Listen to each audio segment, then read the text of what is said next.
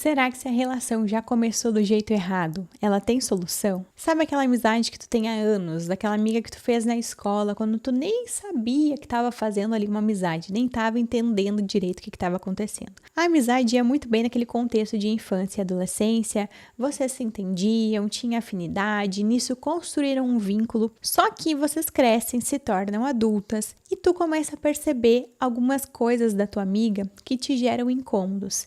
Então aquela amiga passa a ser mais passada, ela passa a ser a amiga que só quer falar, não pergunta nada da tua vida, supõe que tu tá sempre bem, não te dá um espaço para pedir ajuda, não te dá um espaço para conversar, só ela quer desabafar, só ela tem problemas. E em outras situações que começam a se configurar uma dificuldade ali na reciprocidade daquele relacionamento. Então é aquela relação que ela já não é boa atualmente, mas é de um vínculo que já tá ali e é uma relação que já começou do jeito errado. Com outras pessoas, até tu tem facilidade de colocar limites, ou com outras relações, os problemas que tu vive ali não são nem de perto um problema daquele relacionamento. Aí tu te pergunta, será que tem solução? Será que tem como mudar ou recontratar uma relação que começou do jeito errado? É sobre esses dilemas que a gente vai conversar no episódio de hoje. Oi, seja muito bem-vindo aqui, eu sou a Lani Streit, sou mãe, psicóloga, mestre em psicologia e saúde, especialista em TCC, e aqui no Você Também Se Precisa, o meu podcast, eu falo sobre esses dilemas relacionais e gosto muito de entender como as nossas memórias, como a história da nossa vida impactam o nosso hoje e as nossas relações. A gente tem episódio toda segunda-feira, seja no Spotify, seja no YouTube, então vai ser uma honra poder te ter em outros momentos para poder refletir e, quem sabe, melhorar os nossos relacionamentos a partir dessas reflexões.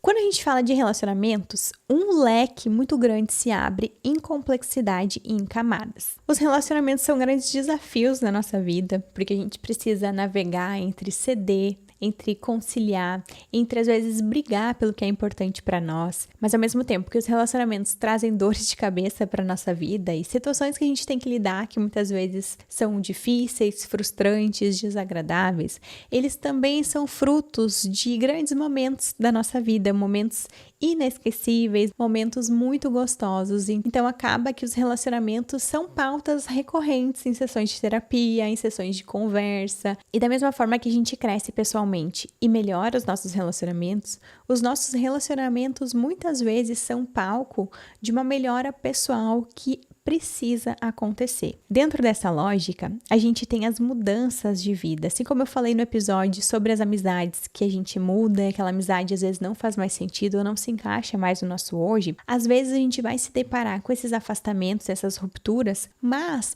às vezes nem precisa acontecer a ruptura, a gente vê a mudança acontecendo. E às vezes nessa mudança de vida, nessa mudança de desenvolvimento pessoal, esse crescimento pessoal, acontece de a gente perceber condutas que antes a gente tolerava em relacionamentos, que hoje ou a partir de hoje a gente não quer mais tolerar. Um relacionamento que a gente poderia ver como algo muito bom e muito maravilhoso na nossa vida, daqui a pouco a gente olha e ele já não é tão maravilhoso assim. É um relacionamento que a gente começa a ver mais faltas, a gente começa a enxergar que não está sendo bom para nós algumas condutas da outra pessoa, ou que a gente está recebendo ali muito pouco, a gente está recebendo um grãozinho quando a gente achava que aquele grãozinho era um grande banquete, uma migalha que a gente estava iludido ali, se achando que era um Big Mac. E é só uma migalha, um grãozinho de arroz. E muitas vezes a gente se pega nesse lugar de querer corrigir o relacionamento, ajustar o relacionamento para que ele venha a ser bom de novo aos nossos olhos. E nisso a gente começa a ver também que existe a nossa responsabilidade diante da reclamação que a gente está tendo atualmente. Então a gente vai vendo que a gente vai criando monstrinhos à nossa volta, a gente vai deixando de estabelecer limites e a gente começa a reparar que tem a nossa parte também nessa reclamação, no sentido de que eu nunca coloquei limites para a pessoa, eu sempre sorri e acenei, sempre falei como se tivesse tudo ótimo, porque em algum momento estava tudo ótimo, aquela questão era muito pontual, não era uma questão, não era um problema para mim, não era um incômodo. mas hoje passou a ser a mesma questão, porque eu mudei. E aí a gente se vê diante de uma situação de precisar colocar alguns limites ou querer, desejar algumas mudanças no relacionamento que a outra pessoa talvez não está esperando ou não quer que aconteça, né? Então eu vou dar alguns exemplos aqui de situações que começaram do jeito errado para a gente poder refletir juntos. Vamos pensar aqui num contexto de relacionamento. Então, no namoro, a Luísa está muito feliz com o Renato, eles começam a namorar e começam a ter um envolvimento muito legal. A Luísa está achando o máximo o relacionamento e tudo que o Renato escolhe para ela tá bom. O filme é sempre ele que escolhe, a programação do final de semana é sempre ele que escolhe, se eles vão se encontrar durante a semana ou não, é ele que escolhe. E ela vai aceitando, ela vai cedendo, mesmo às vezes ela tendo uma opinião diferente ou desejando algo diferente, ela vai se calando porque ela começa a ver todo tipo de cara que tem por aí, que é muito pior que o Renato. Ela pensa que tá tudo bem porque ela também fica feliz de certa forma de fazer o que ele sugeriu. Ela vê o benefício de não precisar escolher as coisas ou de ficar numa posição mais confortável, de quem mais recebe do que participa da decisão. Então ela gosta de certa forma de deixar o controle e a responsabilidade das decisões na mão dele. Só que lá pelas tantas, o relacionamento avança, passam anos e ela começa a perceber que ela foi perdendo certa identidade diante das decisões do casal. Ela percebe que ela foi se silenciando mais do que ela gostaria. E um ponto importante, ela vai se ressentindo, então ela começa a ficar um pouco mais passivo-agressiva diante das escolhas dele, ela começa a perceber ele como um chato, porque ele quer fazer sempre do jeito dele, e aí é hora do recontrato. É uma relação que começou do jeito errado, no sentido de que ela até achou que estava sendo bom naquele momento, mas a balança da reciprocidade, do quanto cada um estava envolvido ali, não estava igual ou não estava justa. Estava muito pendendo para o lado do Renato e pouco para o lado da Luísa. E aí é preciso um recontrato. Será que se esse relacionamento já tivesse começado com uma Luísa mais presente, mais conectada, mais assertiva, será que essa mudança seria mais tranquila? Ou talvez nem precisasse dessa mudança? Agora vamos pensar numa parceria de trabalho. A Joana começa a trabalhar na casa da Maria e a Maria é uma pessoa muito atarefada, sempre está fora de casa, pouco está ali para perceber o trabalho da Joana. A Joana, por sua vez, faz as coisas com certa proatividade. Afinal, a Maria está pouco em casa, pouco está ali para perceber o trabalho da Joana e a Joana acaba tendo esse certo domínio sobre as tarefas. Quando são feitas as tarefas, de que forma são feitas as tarefas, com qual periodicidade. Então, as questões mais específicas do trabalho, quem sabe é a Joana. A Maria não se envolve, ela nem sabe, e ela tem o benefício também desse não envolvimento. Só que tem coisas que a Maria nem percebe que a Joana faz e que ela gostaria que fossem de outra forma. Quando a Maria quiser começar a se envolver mais nesse contexto, se ela quiser, vai exigir da Joana uma readaptação. Será que elas vão conseguir fazer essa readaptação? A Maria, por sua vez, deixa de falar muitas coisas, deixa de pontuar, porque ela entende que a Joana já tem o fluxo dela e que se ela falar, talvez a Joana não vá ouvir, como já aconteceu muitas vezes em função dessa proatividade. A Joana tem mais o ritmo dela de fazer as coisas e a Maria acaba ficando um pouco em segundo plano. Será que se a Maria, desde o início, fosse mais presente, mais atenta, mais conectada, será que ela poderia ter um acesso melhor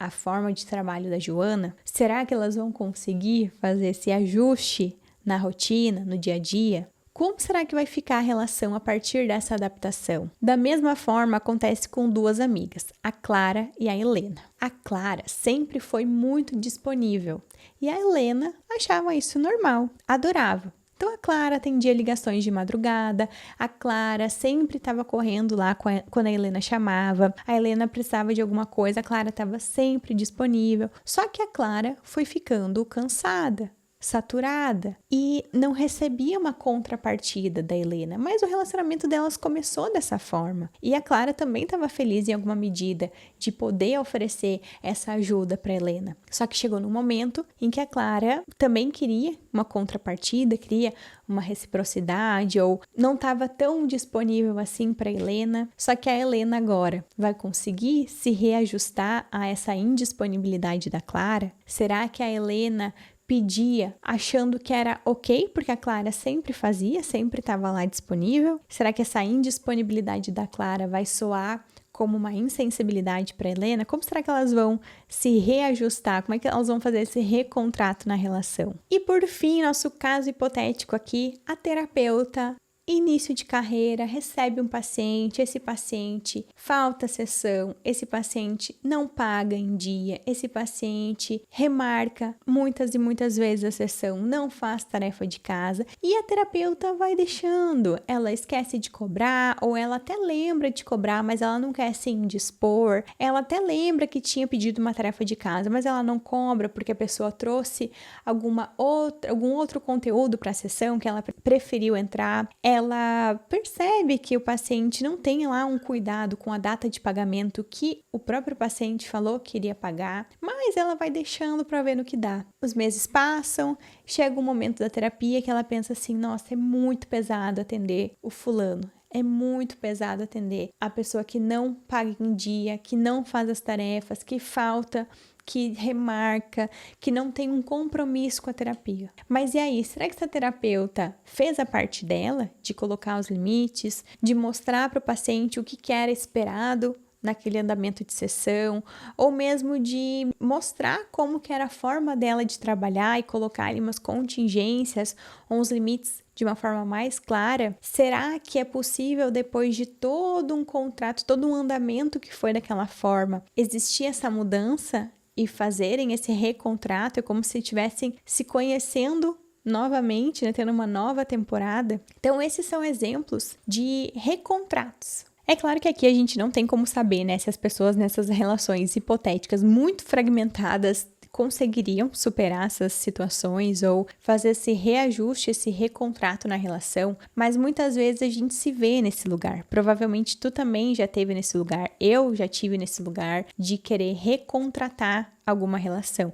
Os recontratos, eles são naturais, eles acontecem muitas vezes, né, nas relações, às vezes a gente nem percebe que tá sendo feito um recontrato ali. Por exemplo, né, a chegada de um filho, uma mudança importante do trabalho, uma mudança importante de vida, a gente tem esses recontratos. Mas aqui é uma questão mais explícita, né, uma mudança mais clara que a outra pessoa quer. Então, eu sempre tive disponível, agora eu não quero mais estar tão disponível. Não tá sendo bom pra mim estar tão disponível, porque eu tô exausta, porque eu tô com raiva da minha amiga, ou sou profissional. E no início eu tava feliz lá, tava soterrada de trabalho, nem percebi que a pessoa tava me devendo lá tantos dias, ou um mês ou outro, enfim. Agora eu tô mais aqui conectada, isso ali tá me perturbando porque eu tô enxergando esse problema. Como mudar isso, né? Como fazer agora diferente? Primeiro, parte de uma postura mais autorresponsabilizada nossa, a gente poder estar ali mais consciente diante da nossa conduta, dos nossos comportamentos. E eu queria propor aqui nossa reflexão a partir de 2 pontos cruciais aqui nessa análise. O primeiro é a questão de que a gente cria alguns monstrinhos. A gente às vezes vai dando sinais, a gente vai deixando se criar uma coisa que por desconexão, por falta de conhecimento, por não estar ali tão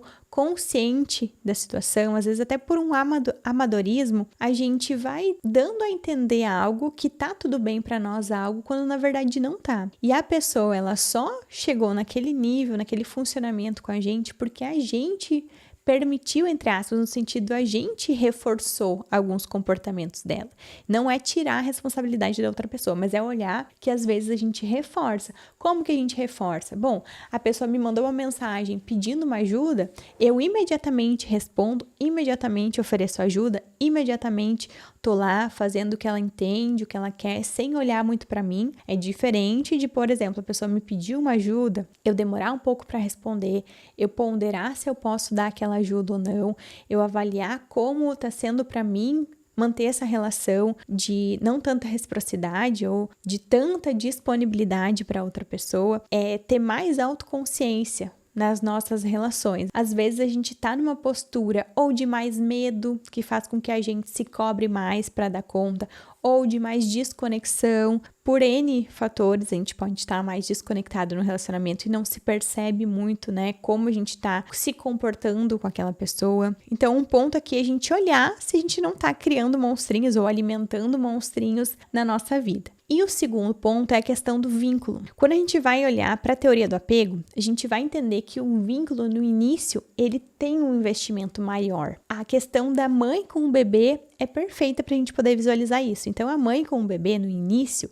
ela tem um envolvimento muito grande, uma dependência ali, que aquele bebê ele depende da mãe, a mãe ela se entrega para aquele cuidado, só que isso progressivamente, paulatinamente vai abrindo um espaço, tanto porque o bebê vai crescendo e vai dependendo menos, vai precisando menos, quanto porque a mãe vai saindo, vai abrindo espaço para outras relações. Não que no início precise ser só a mãe, mas é a mãe ou um cuidador principal que vai assumir mais. Se, por exemplo, tem a questão da amamentação, né? A gente tem a amamentação que o bebê precisa mamar, consegue mamar pouquinho em pouquinho, mas ele tá quase que sempre mamando, então a mãe tá ali muito disponível para esse bebê, só que isso gradativamente vai mudando, vai abrindo um espaço, né? Vai deixando essa mãe um pouco mais disponível para sua vida, para outras coisas, assim como o bebê também vai precisando menos, porque ele vai crescendo, ele vai tendo menos dependência. E nisso, esse vínculo vai se estabelecendo. Num namoro, por exemplo, né? Ou no início de um relacionamento, numa terapia também, no início a gente investe mais naquele vínculo, a gente cuida mais, depois a gente já tem um certo grau de intimidade, a gente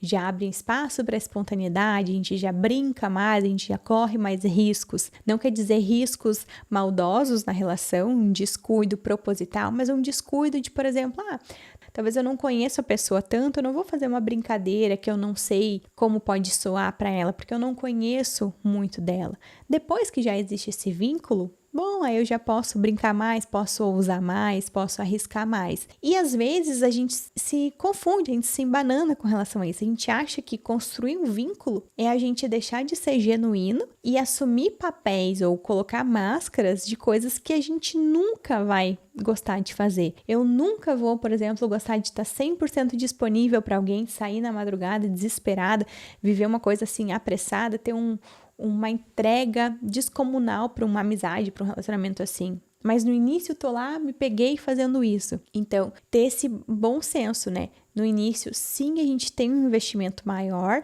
mas esse investimento maior, ele não deixa de ser genuíno. A gente precisa genuinamente investir e não sacrificadamente. Essa é uma importante diferença. As relações, às vezes, em algum momento ou outro, a gente vai se dedicar mais. Não é esse o ponto, né? Mas é como mudar da água para o vinho aqui, né, que a gente vai falar. Então, aí sim tem essa diferença grande da nossa postura e poder se olhar, se analisar, bom, será que o quanto que eu tive parte, né, fui responsável na criação dessa dinâmica relacional que tá dessa forma, que não tá mais boa para mim. Antes de terminar, né, a gente precisa sim levar em conta que nem toda relação consegue se manter depois de uma mudança brusca. Então, a pessoa estava esperando uma amiga que não é a amiga que eu entrego, que eu sou hoje. Ela estava esperando aquela amiga que é sempre disponível, que nunca olha para si. Agora eu sou uma outra amiga. Nem toda relação consegue se ajustar, né? Se a gente for pensar,